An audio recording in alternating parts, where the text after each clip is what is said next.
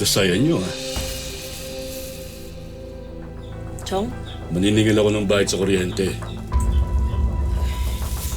Chong, sapat lang ho kasi yung kinita ko pangkain namin eh.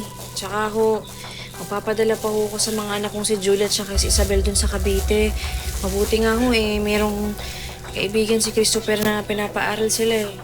Joan, hindi obra sa akin yung pagpapaawa mo. Hindi ko umuunak ka ng asawa ko.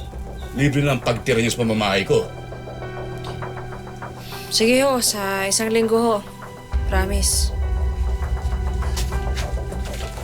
La, Chong! Chong naman! Yan, tumilim. Sa isang linggo na rin gumamit ng kuryente. Chong, grabe naman ho kayo eh. Malamok ho dito tsaka ho mainit. Ang mga daga dito sa bahay ko, sanay sa init at init. Chong, grabe na ho. Hindi naman ho kami mga daga eh. Oo, hindi kayo daga. Dahil mas mahirap pa kayo sa daga. Mga peste.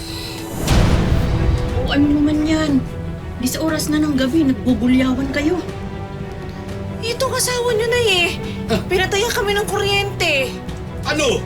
Libre na patira, pati gasolin sa bahay, libre pa din? Ano yun?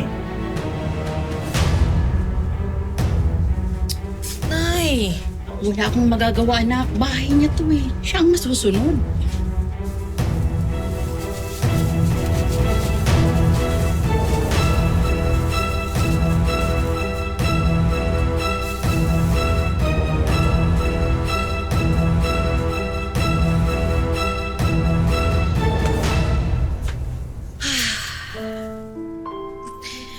di bale mga anak.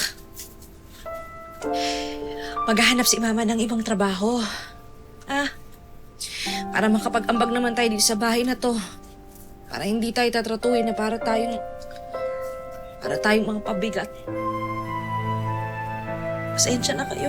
Pag wala ka kasing pang bayad nga, pang-ambag sa kuryente, kuryente, tubig, bawal kang mag-charge, bawal kang magbukas ng ilaw, bawal kang mag-electric fan, tatanggalin